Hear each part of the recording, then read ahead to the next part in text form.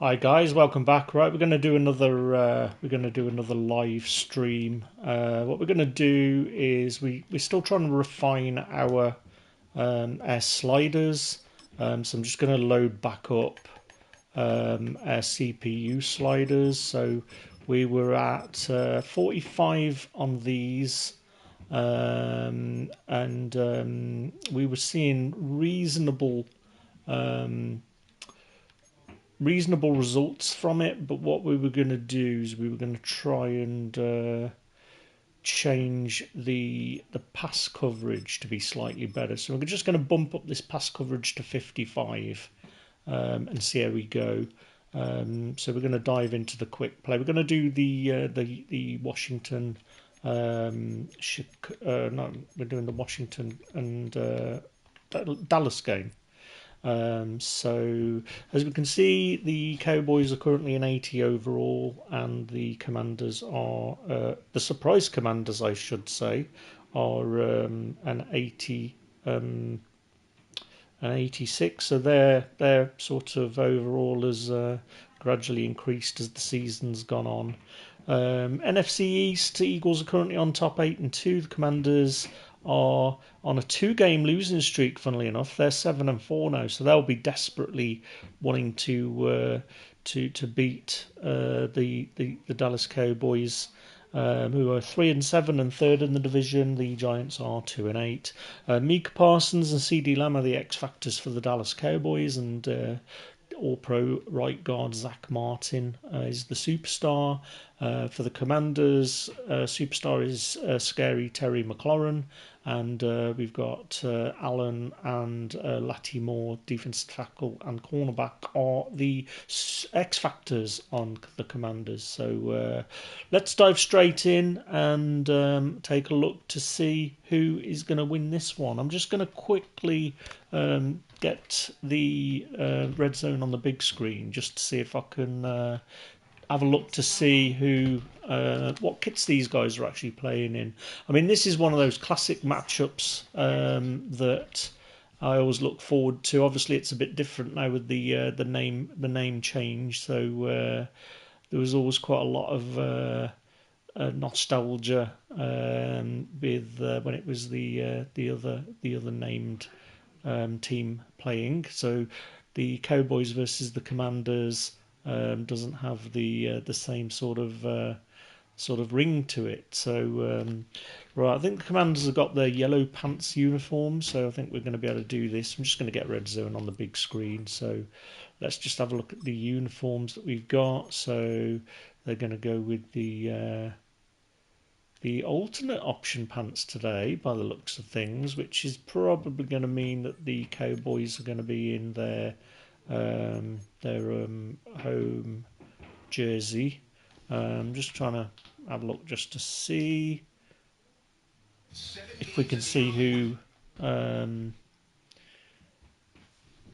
what kit they're actually playing in, just so that it's authentic. I don't think there's going to be anything special in that regard. I might just have a quick look on. Let's have a look. What can we do if we get up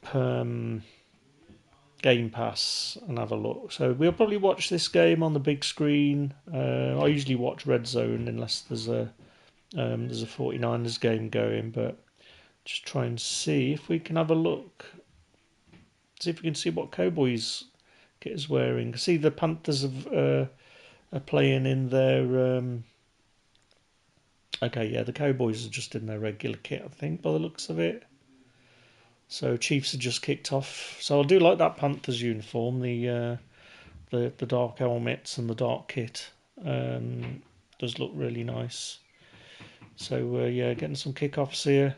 But yeah, the Washington Commanders will be looking to break this two-game losing streak. I think Jaden Daniels has been.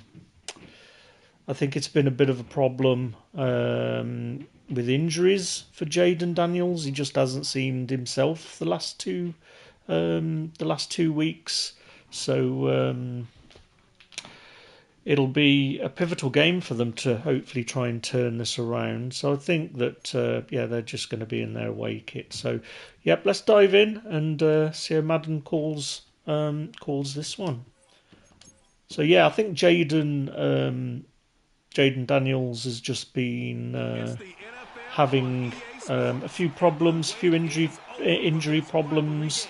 That has just meant that he just hasn't been as accurate. He was underthrowing a lot of players last week when I watched the game. So I'm not a fan of how the bye weeks have hit this year, specifically for the Commanders. I don't think they get their bye until like week 14 or something. So. They could have done with having that bye week like last week, just so that Jaden Daniels could recover from whatever injury that he's experiencing. Looks like the Texans are on the board first today, 6-0. Just got the extra point against Tennessee. Big AFC South battle there. And it was Dameon Pierce with a massive run. That's good to see. We did I was talking about the franchise stuff earlier, so we're refining our sliders to try and start our franchise. The franchise I did last year was a Texans renamed to the Oilers, and we had a lot of fun with that. So I'm quite familiar with a lot of the players, Dameon Pierce and CJ Stroud. They're both developed into 99s, and the D lineman that is, I forget what his name is now, but he was. Is it Laramie Tunstall? I can't remember his actual name, but he was like doing really well. Now the Chiefs have scored. I mean, it's going to be a complete rout against the Panthers, Kansas City. So, well, I'm gonna get the game on the big screen. So just bear with me. I'm just going to go quiet for a little bit while I get everything set up. That's a missed opportunity for the coverage to make an impact play.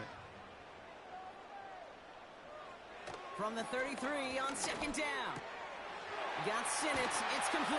I mean, it does look like the Cowboys have rolled into the red zone, so they're moving the ball well. But yeah, the Cowboys, the season's pretty much over, right? Like, if they win out, they're 10-7, but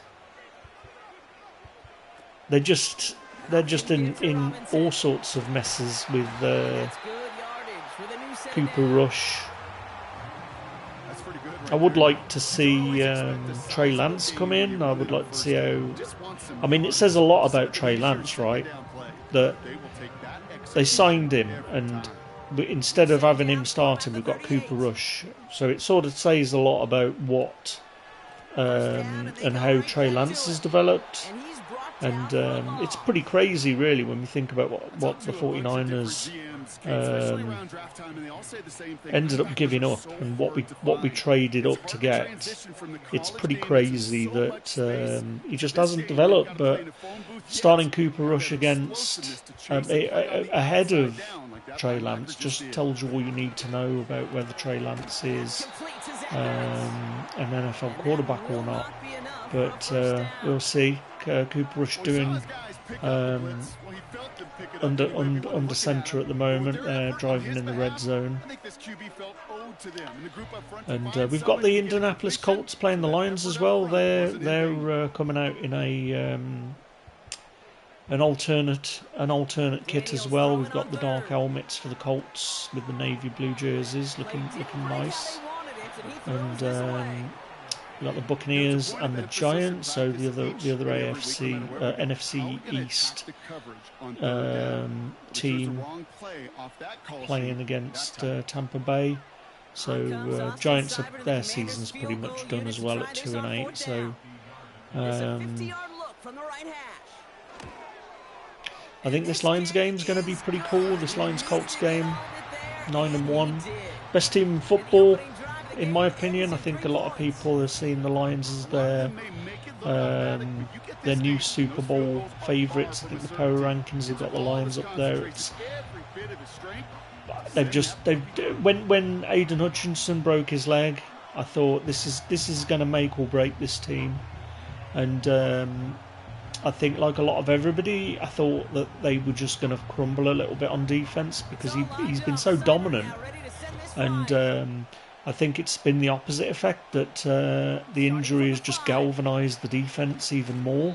And I think that the rest of that game where Aiden Hutchinson got injured was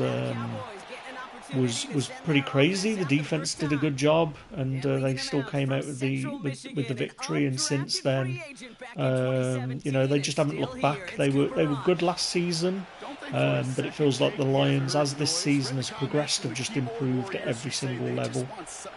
So it makes me wonder just how dominant they would have been had they not lost Aiden Hutchinson, because they're just such a dominant team. And it's not just the players; it's the coaching. Dan Campbell's done an incredible job. When I watched them on Hard Knocks a couple of years ago, I just thought that he's a coach. He's a coach you want to play for. He's one of those guys that he's with you, even though he's on the sidelines. He's in the trenches with you. You get that feeling that he's been an ex-player, that he's there fighting as much as the team, and that passion is there, and it's good to see. I mean, I kind of felt bad when the 49ers beat them last year in the championship game, but make no mistakes, this Lions team's a different team compared to what was the team that was in the NFC Championship game. They know how to close games out. Right, so Cowboys are about to get onto onto the scoreboard, and the field goal gets blocked, and the Commanders are currently trundling back down into Dallas Cowboys territory. So lots of stuff going on in the real game. So yeah, I think I'm going to keep Red Zone on today, actually. So lots of exciting games. We got bets placed earlier as well. If you watched my other videos earlier, we got two elite ranked. So we've got Devondre Campbell, 49ers 90 in Ultimate Team. We'll probably kick on and try and get to Hero, but we've been really starting to kick into high gear with defenses, reading offenses. We're a lot better at stopping people than we are at offense now.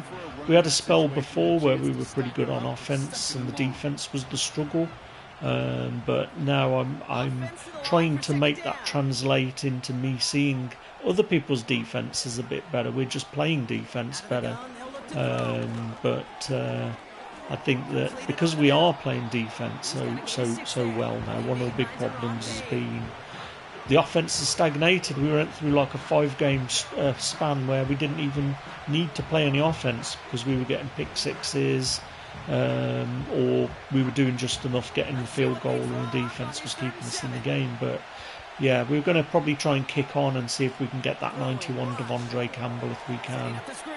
Try and oil the gears a little bit on offence. We've just got Ed McCaffrey from Season 3, and we've got him up to a 90, so I'm a bit disappointed in his speed, but we'll continue to work through the gears of his upgrades. Maybe we put him into slot and see how that goes. But right, I'm going to go quiet for a bit, guys. I'll talk to you a bit more about the games that are going on in Red Zone while we continue to tune these sliders. So I'll catch you again very soon. And it certainly helped that football fly true and right down the middle. And from that distance, to hit with that accuracy is one impressive shot.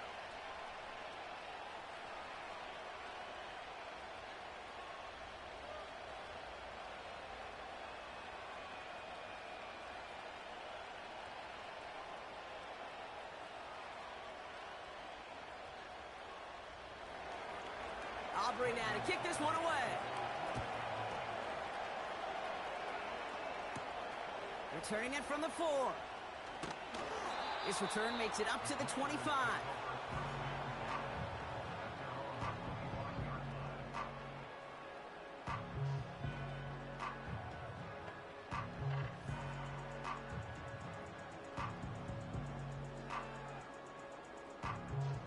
They'll get this drive started. 1st and 10. From the gun, it's Daniels. Anticipated the quick staccato pass there. It's knocked away. Incomplete. Read and react. Read and react. Read and react. Got to read where the quarterback's eyes are going. And you got to react as he begins to throw to get to a spot and knock it away. No dice on that prior pass. Here's 2nd down.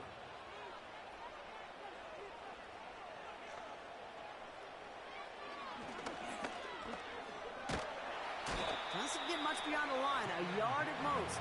Malik Hooker with the tackle. Only a yard for him that time, so now 3rd and 9. I can promise you that's not what it looked like on the practice field nor on the whiteboard. Typically, QB run is going to net you a whole lot more yardage than that, but let's give some credit. Strong effort by that defensive front who contained a play that typically goes for a whole lot more. Bails out of the pocket quick. He's running for it. And he'll get it out to the 34 before he's tracked down.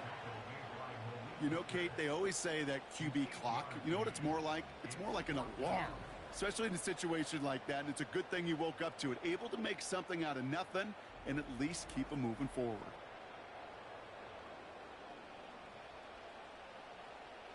Commanders punting on 4th down, and they're going to bring out the ever-reliable lefty vets, Tressway.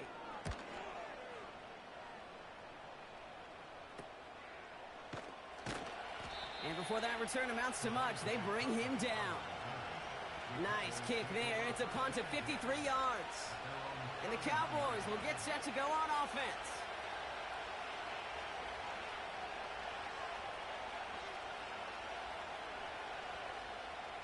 They've got 1st down from the 31. Trying to throw here out of the gun. That's Jonathan Mingo, complete. And they finally bring him down, but that is a big gain and a new set of downs. They're going to move the chains after a big play, 39 yards. You know, Kate, we often talk about flipping the field in special teams, right? A kick return, a good punt. Well, an explosive play like that does the exact same thing. Look at the difference in field position by hitting on that shot. You've totally flipped the field and the tone of this drive. 1st and 10 after that last highlights. They're at the 30. Out of the shotgun, they'll give it to him inside. Call it no gain on that run, and they face 2nd and 10. Stopped right at the line, but might as well have been a loss of yards as far as the offense is concerned. It's always humbling when you try force versus force, and the defense wins out. 2nd and 10, need to get some positive yardage here. Rush now. Has it downfield, working the left.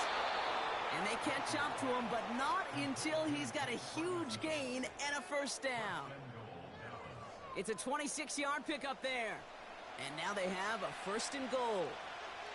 From a great throw to a nice route and catch to moving the chains, there wasn't a whole lot not to like about that amazing play.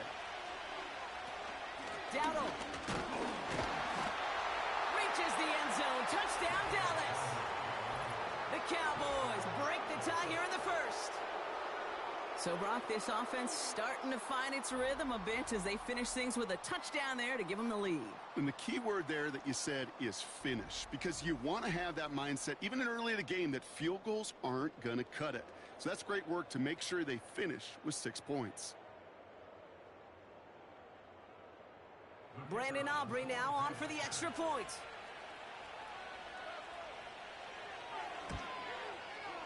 Right down the middle, it's good. And the Cowboys break that tie and now lead by 7.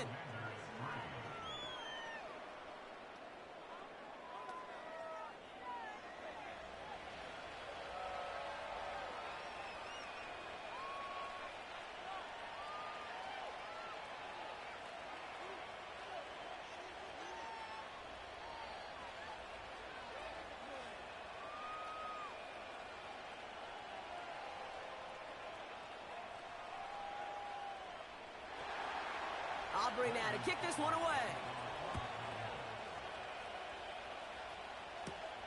Here's a return from the 7. Coverage team gets him down at the 26-yard line.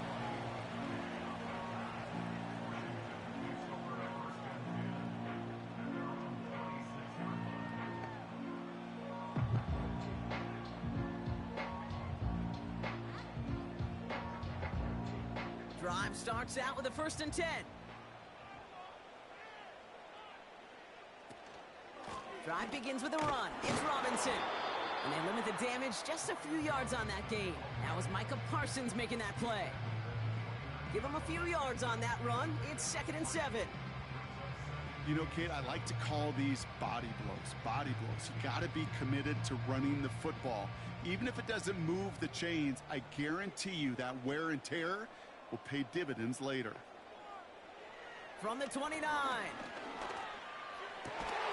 Complete. It's McLaurin.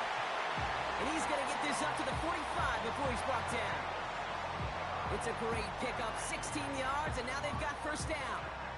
If they get a handful of these types of plays per game, pass game coordinator is going to be one happy camper.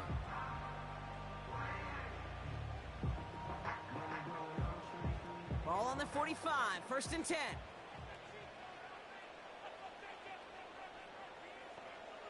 Out of the gun, Daniels.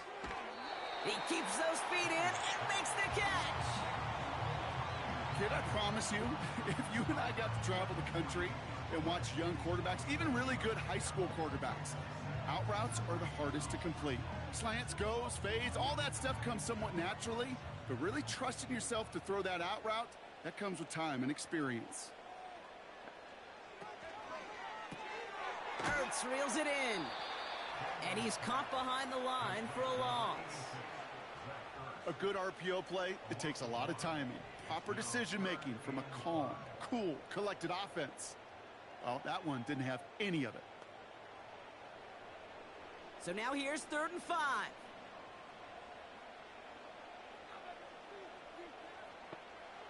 Again, Daniels to the air. Complete beyond the marker. And he'll pick up enough to move the chains.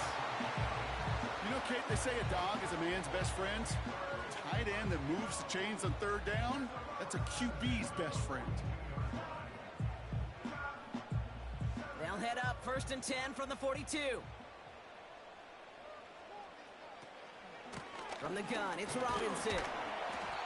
And with a nice gain, he runs him down inside of field goal range. Call it 7 yards, and now they'll have 2nd down and 3. That's what I call a rhythm starter right there. Man, offenses love execution plays like that on 1st down, Kate, because now that playbook is wide open. All options on the table for 2nd down.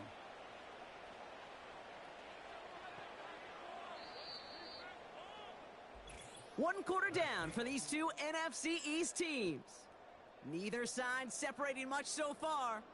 We're back to Northwest Stadium right after this.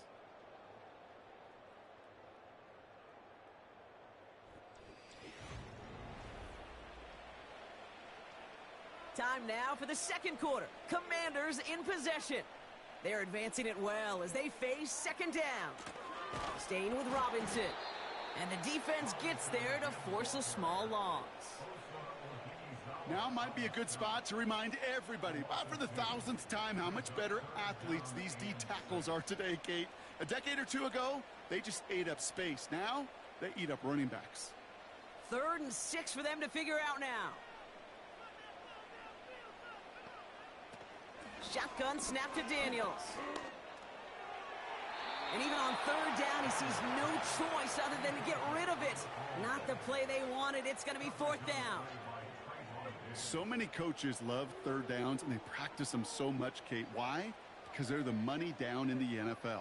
Whether it's a close game already out of hand, coaches know, got to execute and convert on these 3rd downs.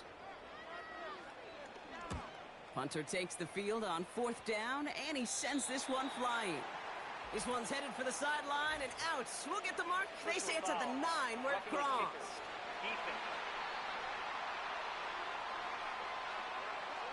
A fortunate break for them as they get a gift with roughing the kicker. Their offense heading back out to keep things going. Automatic 1st down.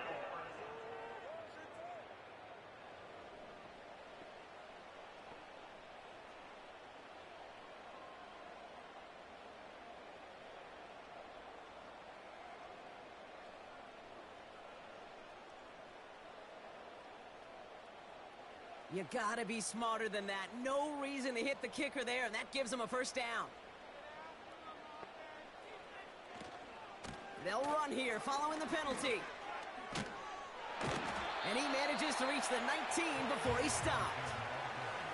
3 yards on the first down play, and that brings up 2nd and 7. You know, not a ton of yards, but still showing that commitment to the ground game. The type of run that keeps the defense from loading up in coverage and focusing entirely on that passing game.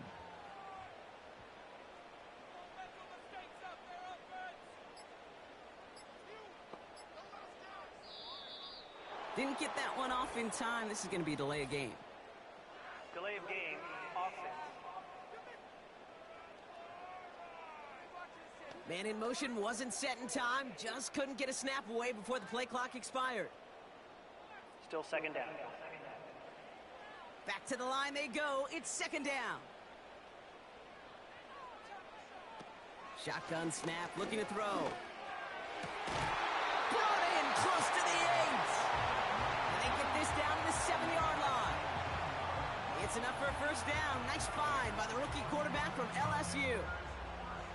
Move the chains! Gotta move them chains! Build momentum and keep that defense on its heels. They'll break the huddle and come up on 1st and goal.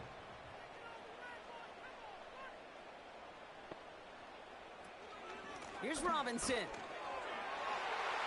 Has the Washington touchdown. The Commanders can tie it up in the 2nd after cutting into the lead.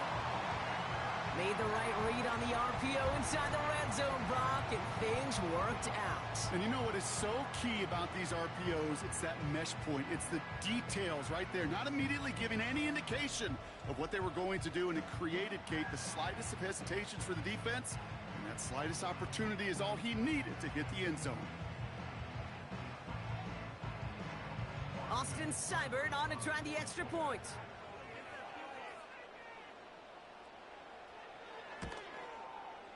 The point after splits the upright.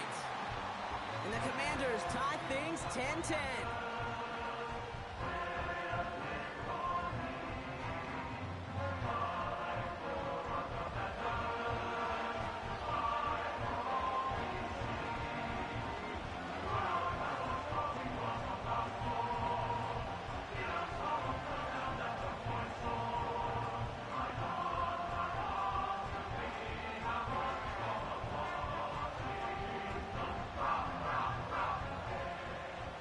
It's all lined up. Seibert now ready to send this flying. Here's Kevontae Turpin on the return. Oh, he's showing some burst on this return. This return makes it up to the 37 as he's tackled.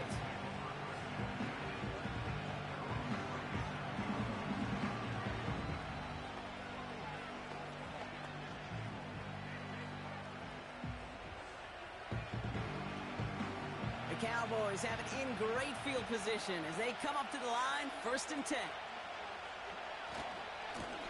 Here's the one back on the handoff.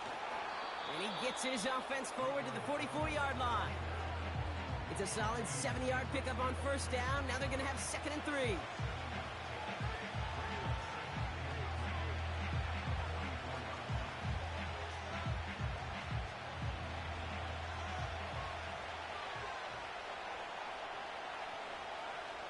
Here's Rush. Caught, nice gain left side. And they're going to haul him down just shy of the 40. The end result there, 15 yards and a first.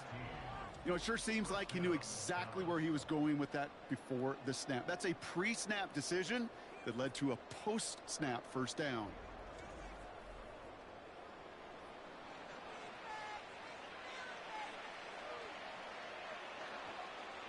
First and 10 from the 41.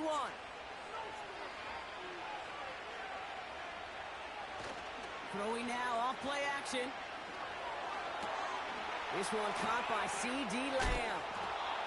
And they finally bring him down, but that is a big gain and a new set of downs.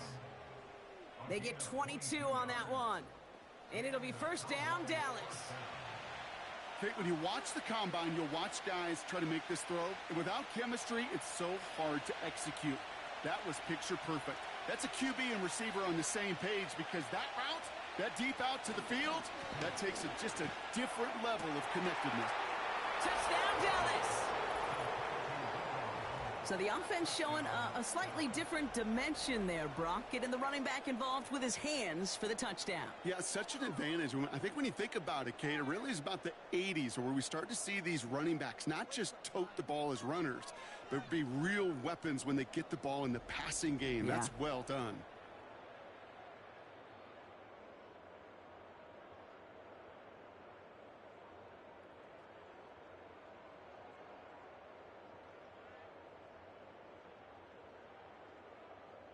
For the point after, here's Aubrey.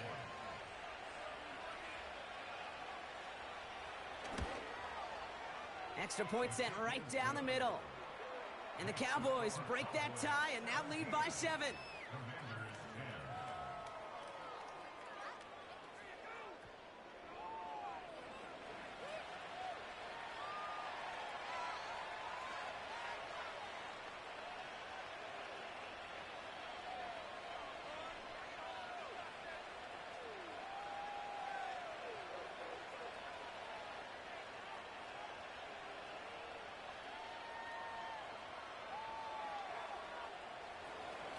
Aubrey now to kick this one away.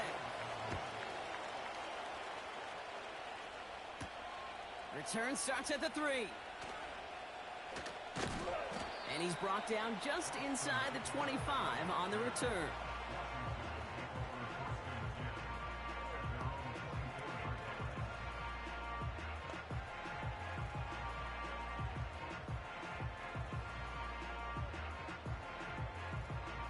They're out and set, 1st and 10.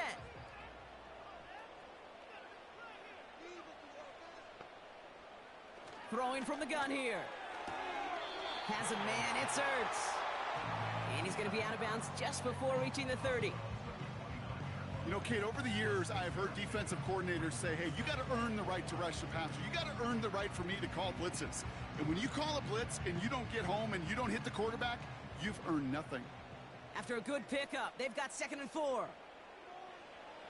Daniels now. That's complete. Here's Austin Eckler. And he'll get it up near the 38-yard line before going down. That's a pickup of 9.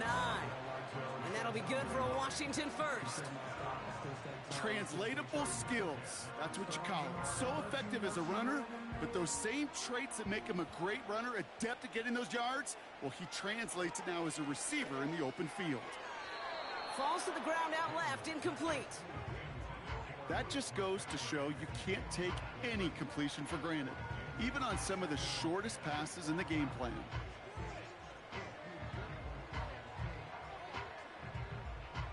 So after the incompletion, here comes the 2nd down call.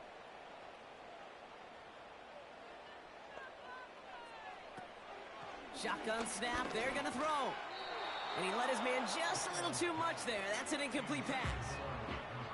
Well, you certainly want those throws to be automatic. Every team, if you're going to be efficient, you got to hit those passes in the short to intermediate zone to effectively move the ball in this league. So after that prior incompletion, we've got 3rd down. Now Daniels to throw. Able to find Ertz. And he's going to get this up to the 45 before he's brought down. Feet and eyes, Kate. Feet and eyes. They so often tell the story of every position on the field. When that quarterback's feet and eyes move to his secondary read, and so often it's a tight end, well, it's incumbent on that defense to fly to the ball. You want to make that tackle, force the 4th down. It took a great defensive effort to do it. And the fair catch made here at the 15. That punt goes unanswered. No return there.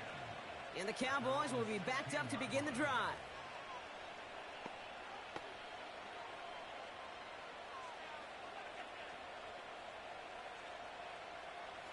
Offense ready to begin this drive. 1st and 10.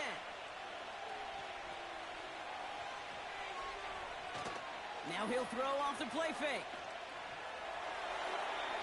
And his perfect start is over. And that's the first one of his throws to wind up incomplete. You really want those throws to be like clockwork for your offense. Every team needs to hit passes in that short to intermediate range to effectively move the ball. Alright guys, so we got got Red Zone on the big screen now. I thought I'd stick and carry on watching what's going on across the NFL. Some exciting games so far. So we're 17-10 Cowboys in the sim. I think the Commanders just missed a field goal in the real game. But had a lot of fun Thursday night. We did a sim of the snow game. Always love a good snow game. And ended up staying up to like 4:30 in the UK. So it's rare that I'll stay up and watch like a Sunday night game, Monday night game, or Thursday night game. But for the one Thursday, it was the first game of the season. So in the UK, they kick off at 1:15 a.m. and I usually make it to about 3 a.m. and usually end up having to go to bed. And but the game on Thursday, I was just compelled to keep watching because A, I love a snow game.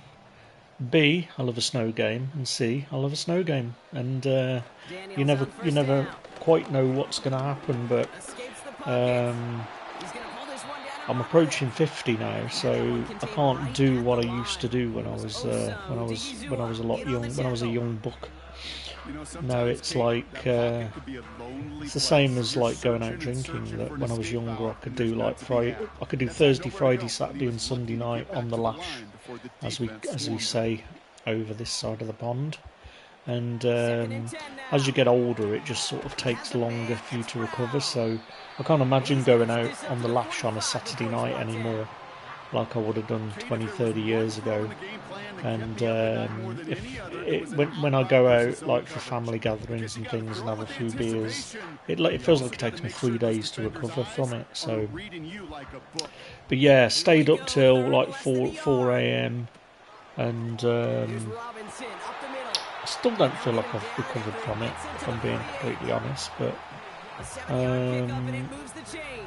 if there was a game that was worth staying up for, it was that one. I did feel that Russell Wilson was going to come out with some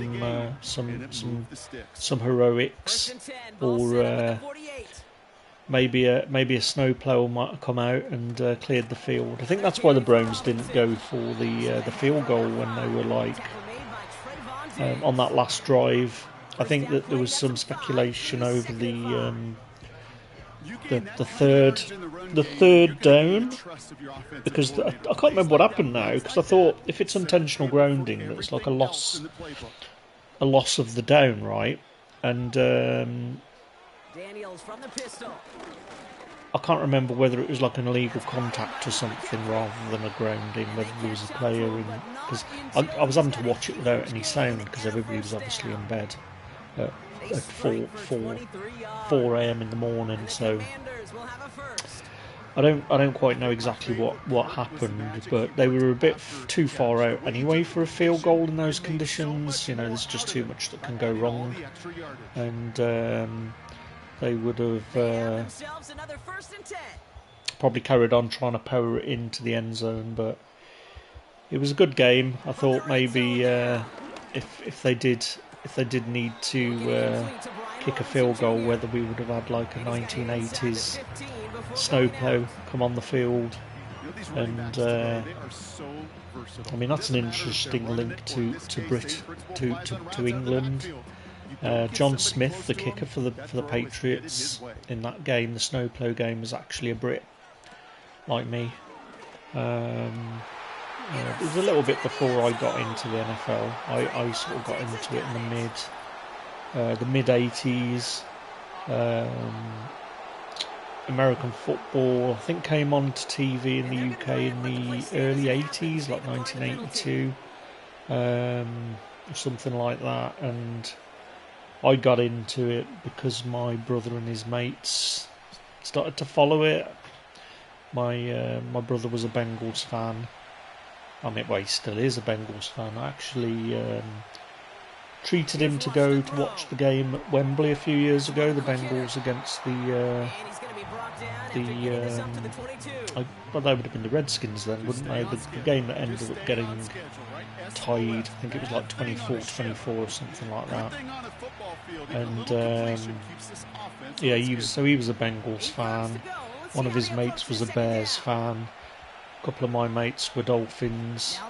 So we had Redskins, Dolphins, Bears, Seahawks. My cousin was a Seahawks fan. Sadly, he's passed away a few years ago. And funnily enough, he was a Seahawks fan because of his. He was born in '76, which is when the Seahawks came into the league. So he was quite rare.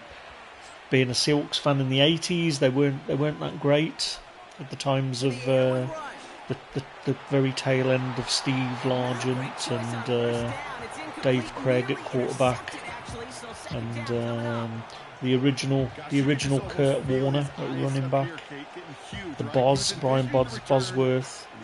So they weren't really a great team back in the 80s, although the Kingdome was still a pretty loud and intimidating place for people to go. But yeah, so he was a Seahawks fan. I was on the fence actually. I was on the fence whether to be a Seahawks fan, and then I flirted with the idea of being a Giants fan, and in the end, my brother was in hospital at the time, and we had these little gum packets that you could buy that came with like all the helmets from the teams. And I mean, a guy asked me earlier in one of the streams when I was streaming the getting to elite and ranked earlier, and he was saying, how did you get into the NFL being as you're English? And I was like, well, you know, it's a bit too much to explain while I was like trying to climb the ranks in Madden and trying to read defenses and all of that good stuff. And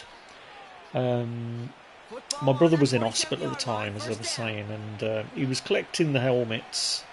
So we would have been like, I'd have been like 9 or something, I guess. My brother would have been about 12, 13. He was having an operation, but he was collecting these helmets using pocket money. And I went to visit him in hospital and asked Mum if we could buy him some of the helmets out of his pocket money because he was still in hospital, and we bought 3 packets, and he only needed one team. He only needed Denver to complete all 32 teams, and he opened the first pack, and it wasn't Denver, and we get to the second pack, he opens it, and it's Denver. So he's completed his set, so he goes, right, you can open this one. And because I was undecided who I was going to support, he said, you should just open this, and whoever it is, you should support.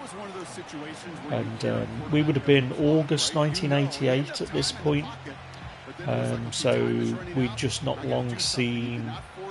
I'd not long seen my first Super Bowl live, which was the Redskins against the Broncos.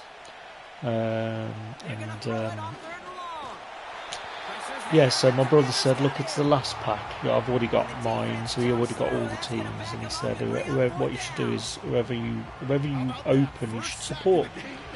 So I remember opening it and seeing gold, and I was like, because they didn't come with the stickers on, you had to like put the stickers on separately, so all you would see initially, they all had white face cages, face guards, so you didn't see what they were, and I saw the gold, and I thought, right, I'm either a Saint or a 49er, I guess. And then I saw the stickers, and that's how I became a 49er fan. So I remember I remember feeling when the 49ers played the Giants in week 2 of the '88 season. So we were away we played the Saints in the first game, so that was my first game as a 49er. We beat the Saints. It was a pretty close game, actually, if I remember. It was like in the 30s. We ended up beating the Saints in New Orleans, and then the next game we were away in the Meadowlands to Phil Simms and the New York Giants, and it was the because I was like I was pretty much a New York Giants fan at that point up until I opened the 49ers pack, so I was kind of like the game that sort of galvanised me being a 49er, I guess. And I always remember the play that Montana hits Rice and the two defensive backs for the Giants banged into each other, and Rice goes all the way. I think we needed that to win. I think it was another close game, and we went 2-0. And then the wheels fell off a bit. We played the Falcons in week 3 of the '88 season, and Montana had a pick six, if I remember right, or a crucial interception, and it was an exciting season, to be honest. And the aware people listening, when I said my brother was a Bengals fan, would obviously realise that the first Super Bowl that I watched as a 49er was against my brother's Bengals, and my parents let us stay up late to watch it. We had a shitty little portable television, black and white television at that point, and we went and got snacks, and my parents said, yeah, we could stay up and watch the Super Bowl. And I still remember wondering what was going on when the second half kicked off and Stanford Jennings returned the kick off like 90 yards or something, and my brother's there dancing and giving it the icky shuffle in the room, and my dad's shouting, "What's all that banging? We're trying to sleep." And I'm like, what the hell just went on? And it was like the first time I felt like a heartbreak.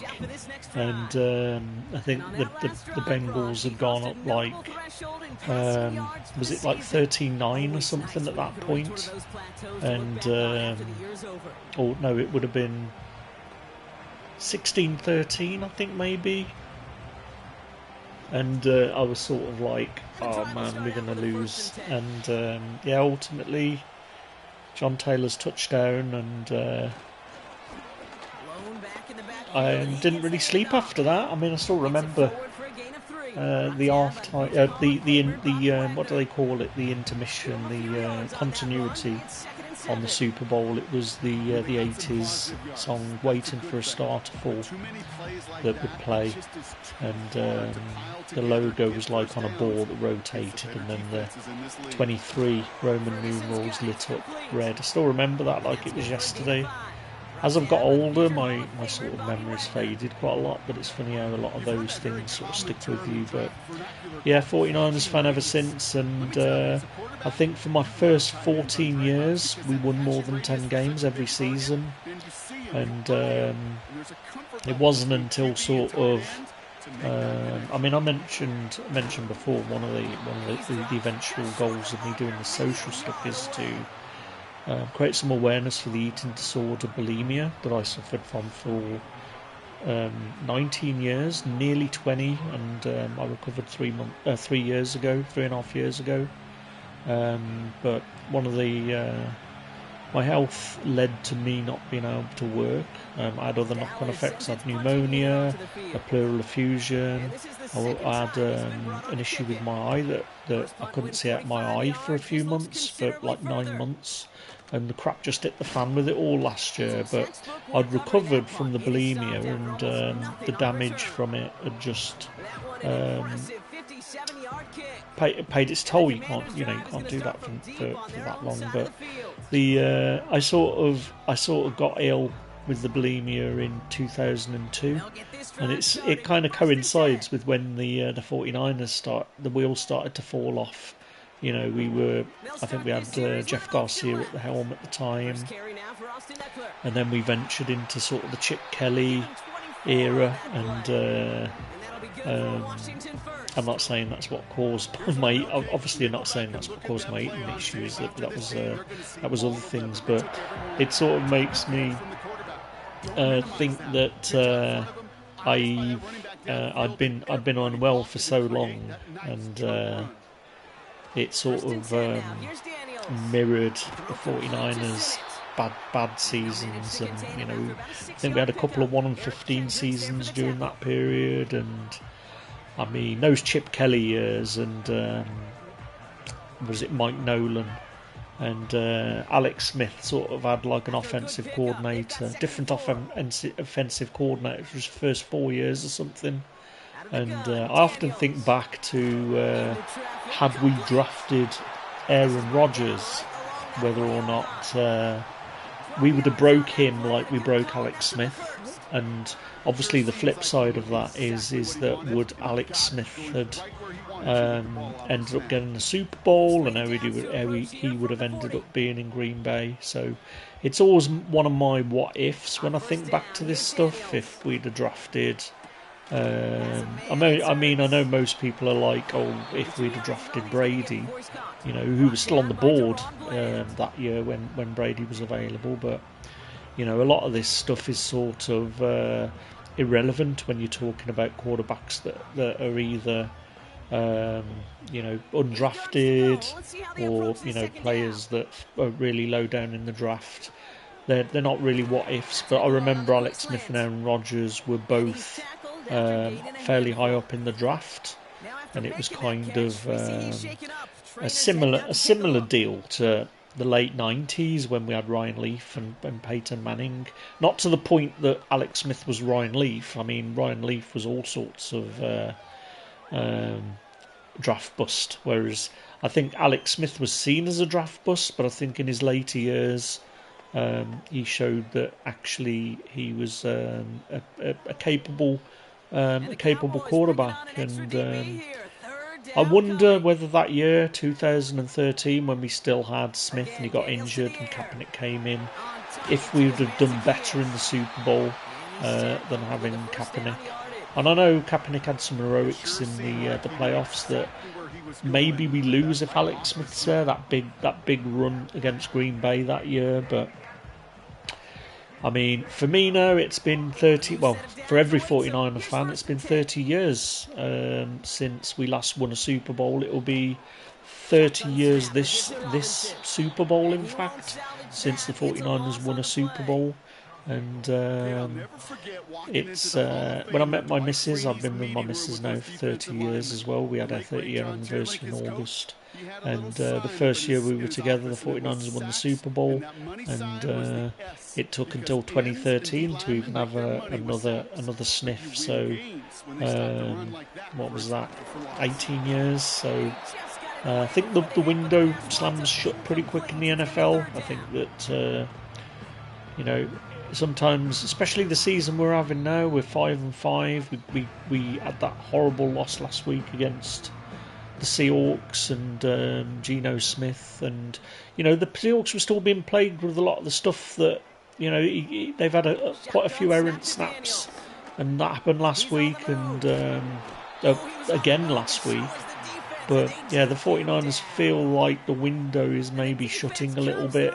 And honestly, it's testament to the Chiefs' coaching. They were in a similar position where they had no receivers. That's why they signed Diop, because they just had no receivers. But the good teams, they will win still. They will come past adversity, and I think that's what's every team in the NFL has adversity every single game. You always have to balance those injuries. And I think it's just testament to not even Mahomes. I put a lot of this. I don't want to take anything away from Mahomes because he's an incredible quarterback. But when you've got Spags on the sidelines and you've got Andy Reid, and it's just the coaching is just absolutely incredible. The Chiefs' coaching, and it feels like people talk about the New England dynasty, and honestly, the Patriots had two dynasties. right? They had their early one, and then they had their late one, and Brady is this common thread that runs through the New England that makes it feel like it's a single dynasty, right? But it isn't. It's very much a or Cooper Rush fumble in there in the real game.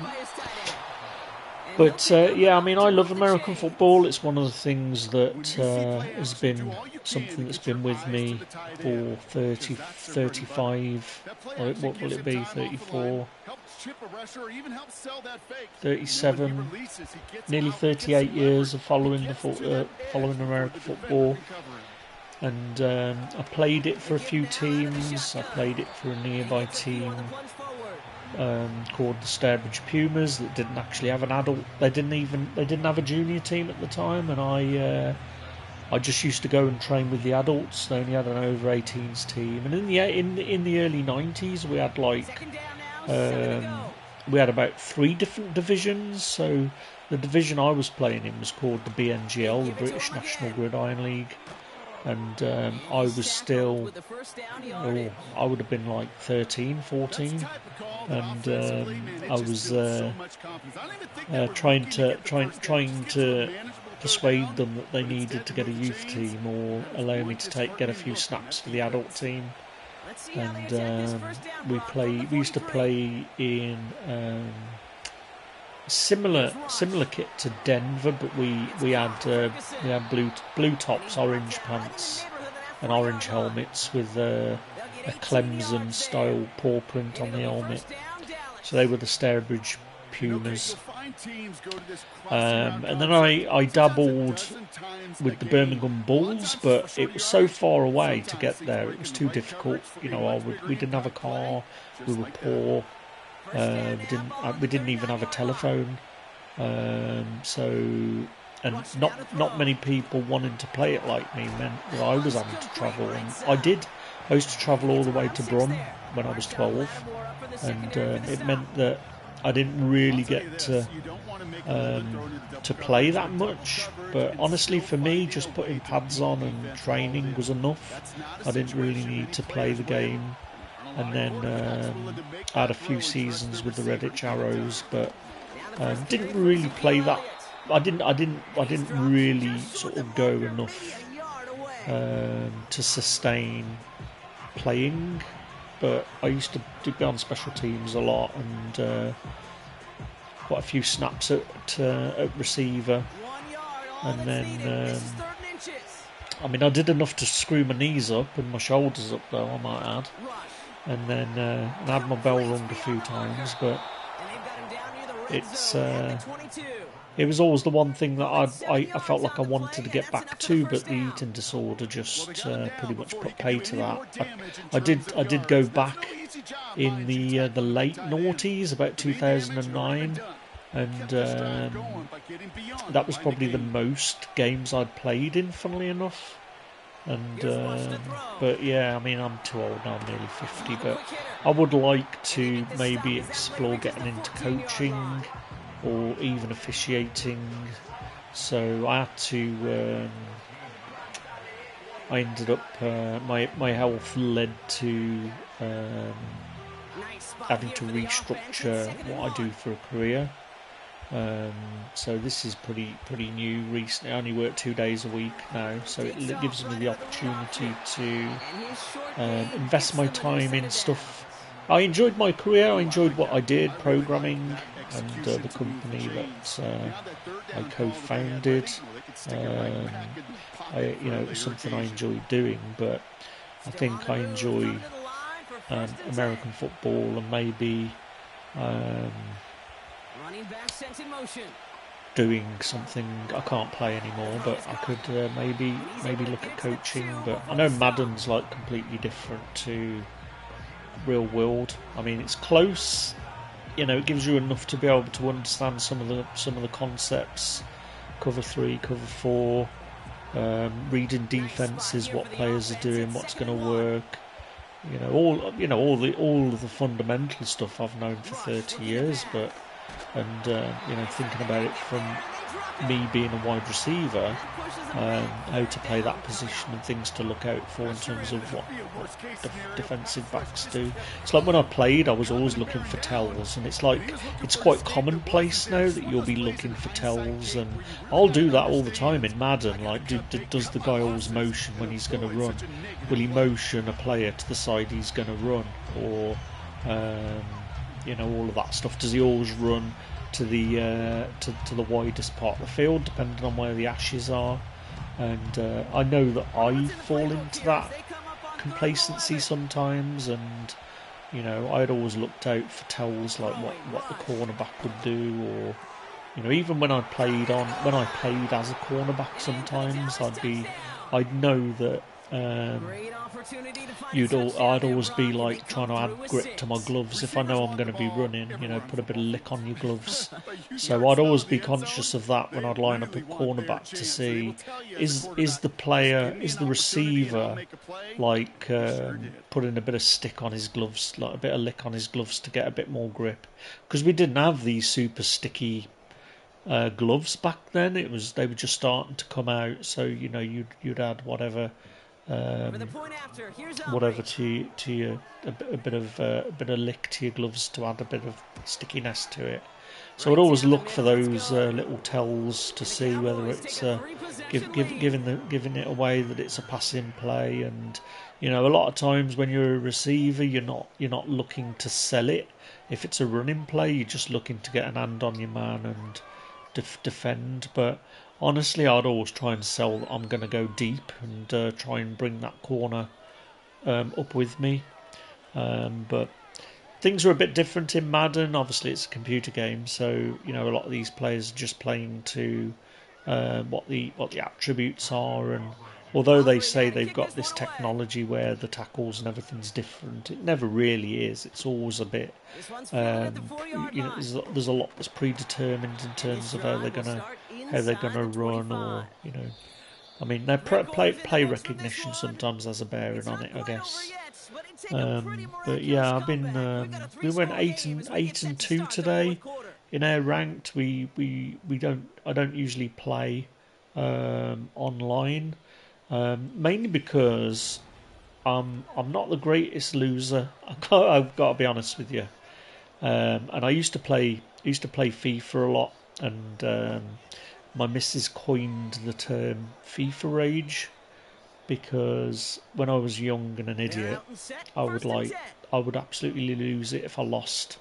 And I just wouldn't. I ended up going, I'm not playing. If there's a chance I could lose, I don't want to play. Whereas I'm glad now I've got old. Don't get me wrong, it still makes me angry sometimes, but I'm sort of able to keep it a bit more in check now. And I think a lot of the times I'd get angry at FIFA is because I just don't understand soccer. I don't understand it like I do American football. Whereas the game I played earlier, we came up against a guy with 95s across the board.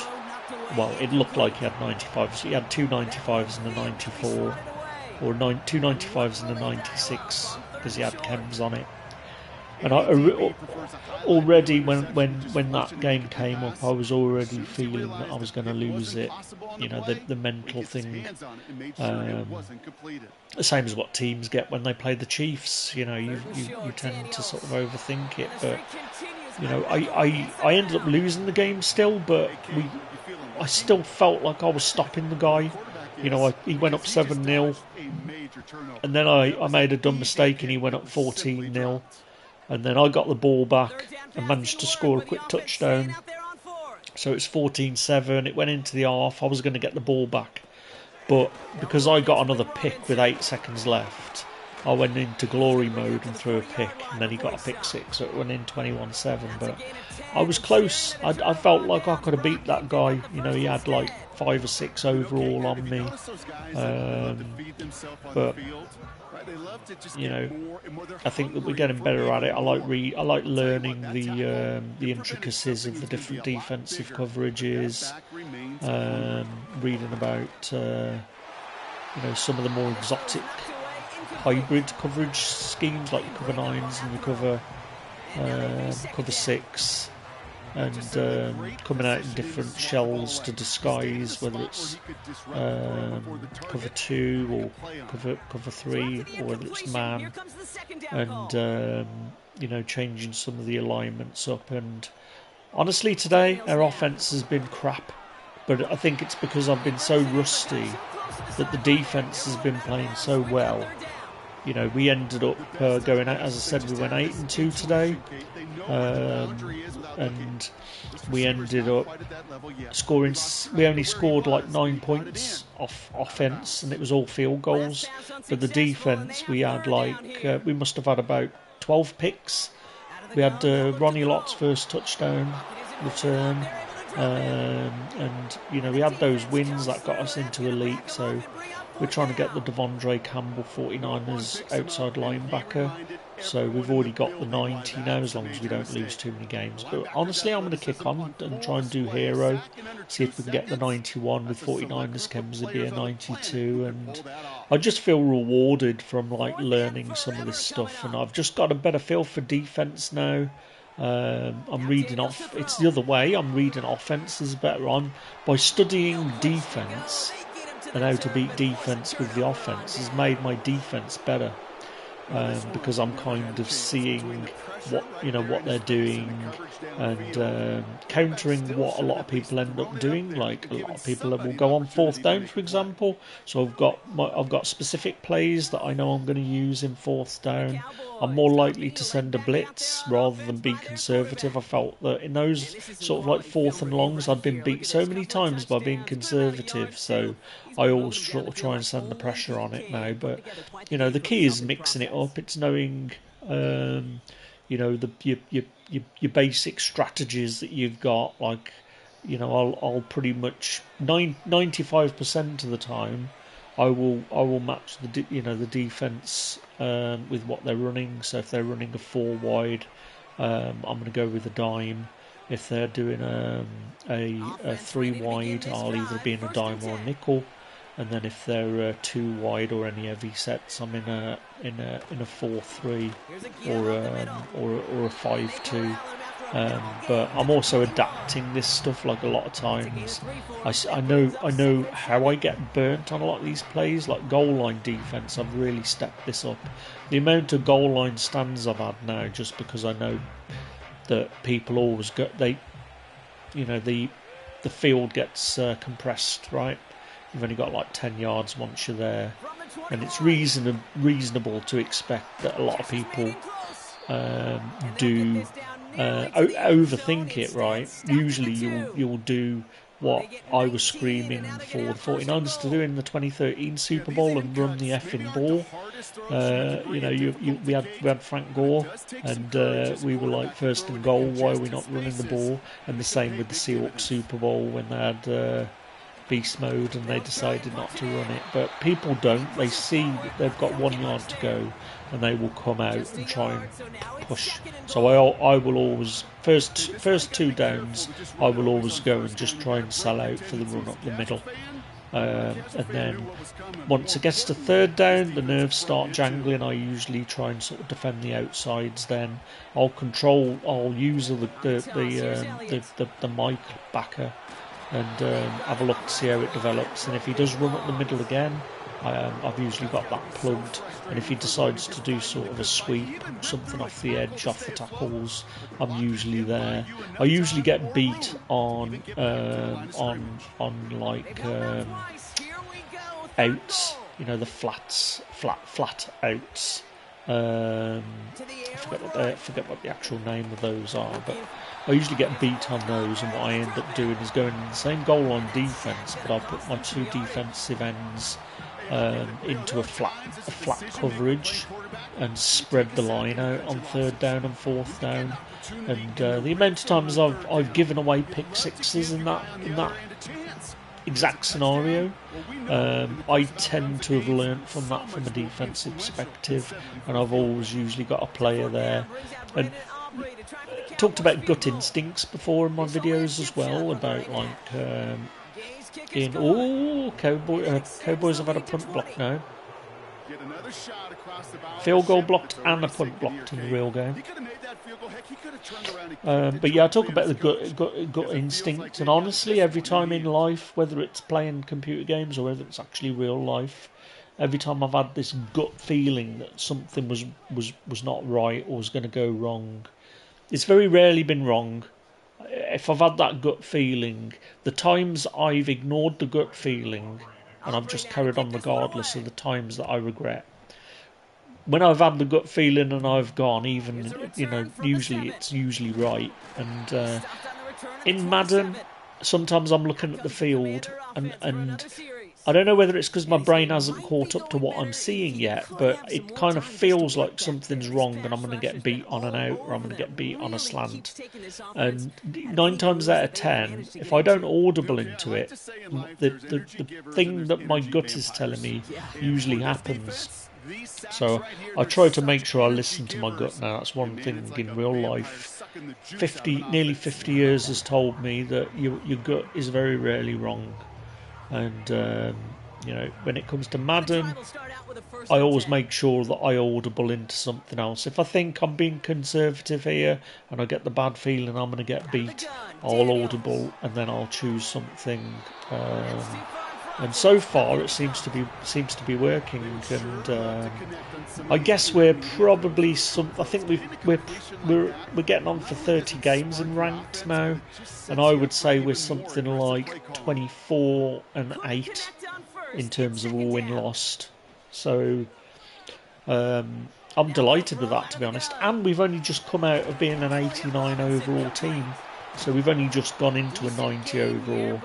Our secondary, we've got 92s and 91s. We're pretty much a solid 90 team, except for the offensive line, which is where we've got to spend a bit of money to shore up pretty much from left guard to right tackle. We've got Colton McKivitz at right tackle, we've got Spencer Burford at right guard, and then we've got Larry Allen at left guard, and we've just added the new All-Madden centre. Is it Burt? I can't remember his name now, but he's an 89. So we had an 88 centre before, but honestly, the new guy is a much better run blocker. And I feel for a centre, I feel that run blocking feels more important than pass blocking.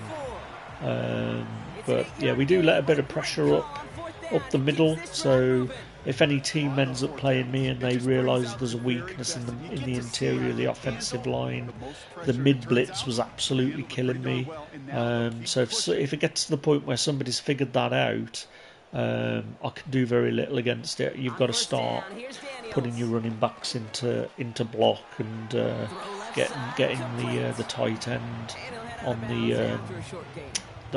the right tackle to be an extra blocker. So we're just getting better at seeing stuff and scheming. And honestly, the big thing that's killing me at the moment is just making dumb decisions. When we lose, it's because I've made a dumb decision. I've made a dumb read. A lot of the time the amount of times I've pressed X, or instead of a guy that's open, or I've got excited that I can see that the play is going to be a touchdown, and in my excitement I've pump faked instead. So those are the games that are quite tough when I know that I've kind of beat myself. Really, I've ended up sort of pressing the wrong button or making the wrong choice. Take a look at these highlights, Brock. Just a reminder of the type of game that they have had throwing the Yeah, it looks like the Cowboys have scored, have they? Only stayed on schedule here, Kate. Man, they've made In their sim. Great rhythm. Yeah. Not just ahead of schedule, but huge plays that followed. We've seen a lot of different some exciting games as well. Performance, and it's been a joy to watch. Just watching Red Zone and shooting the breeze with y'all.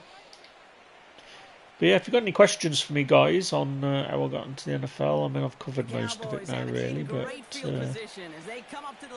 let me know in the comments. Or the eating disorder. I think that's probably more important to me, to be honest, if you've got any questions about my fight with bulimia, let me know. And yeah, hopefully we'll take a look at the stats at the end of this game. The hope is that we can get our our sliders a little bit better in terms of stats. So we were just getting too many completions, really. I mean, this game's been pretty cool, 30-10. Doesn't feel like we've upped the amount of time for each quarter. So I was worried maybe that we might start getting really high-scoring games, but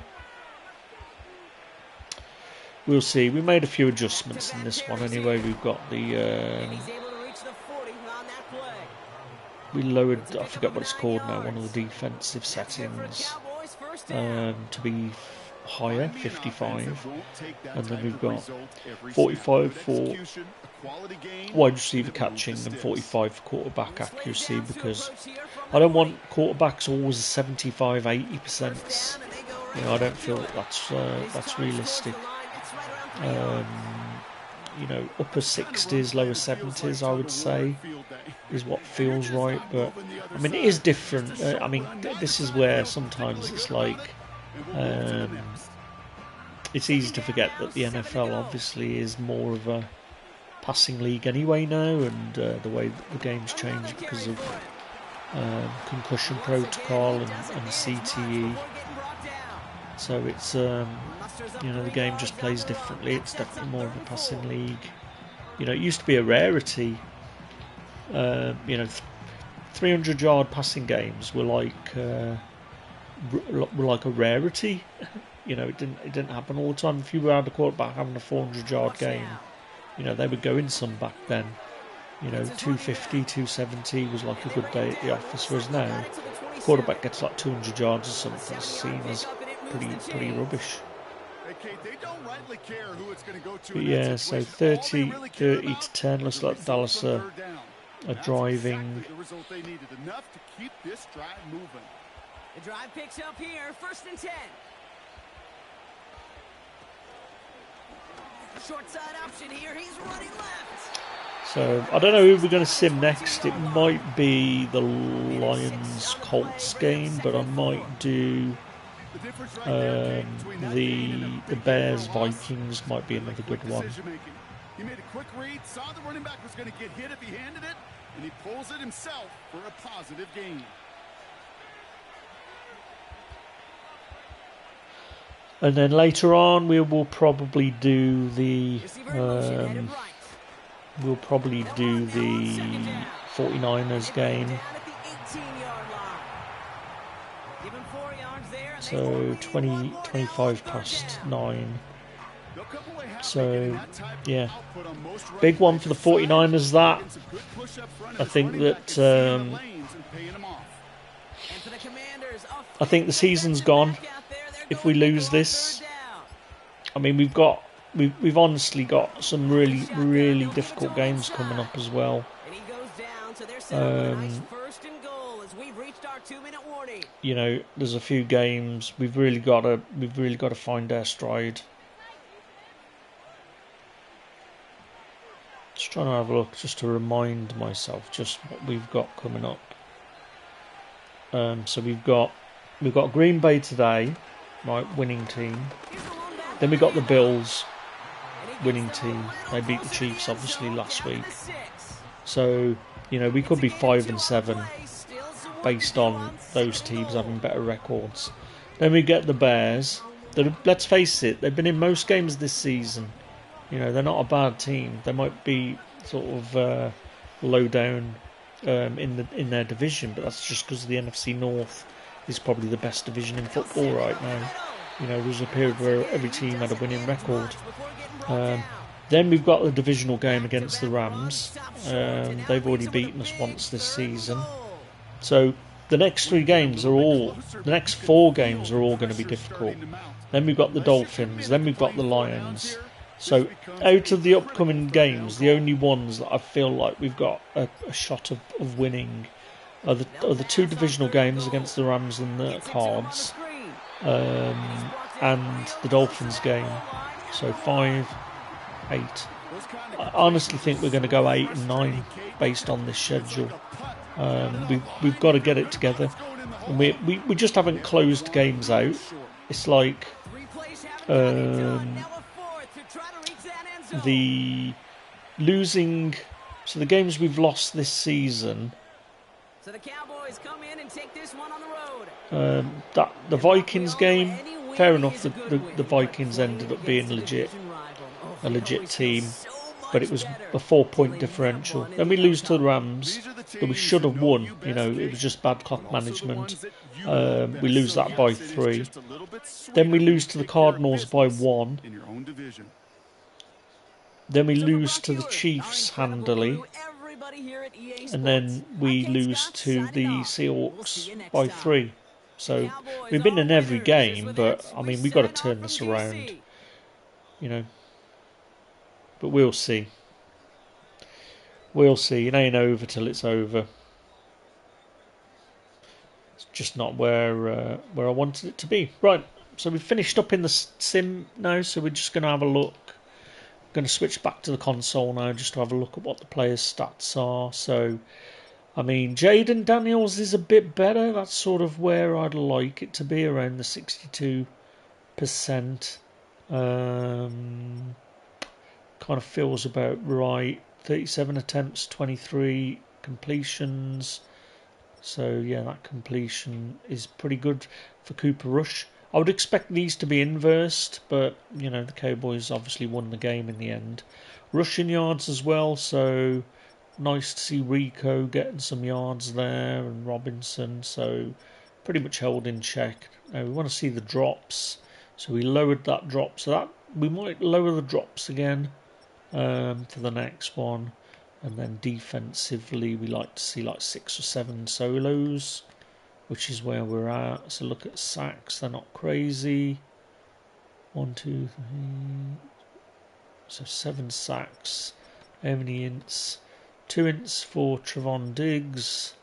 I've only just realised he's like related to Stephon Diggs because of the Madden, the season 3 thing. Right, okay. So I think we're gonna finish this one up, guys. Thanks for watching. I'm gonna spin another one up. It's probably gonna be the Vikings and the Bears. So thanks for listening, guys. Thanks for watching. I am trying to grow the channel, so if you like listening to me and watching these, or watching me try and get my Madden Ultimate Team ranked, or you like listening to how an Englishman is reading the game or playing the game, I really appreciate a sub. And as I said, if you've got any questions about the eating disorder or about how I got into the NFL or anything at all, put me a comment. Honestly, it makes my day to get a comment or any engagement and the usual stuff. I'm told if you don't ask, you don't get, and a guy that does a lot better in social media than me has suggested that I shouldn't feel bad about asking for people to put me a sub, and apparently clicking the bell also will tell you when I'm online, so I would love that as well. But yeah, thanks guys, thanks for listening, and I'll catch you again in the next sim, which will be Minnesota and Chicago, and we're going to just tweak some of those sliders for that game to see if we can tune maybe wide receiver drops a little bit more. Thanks for listening, guys. Catch you later.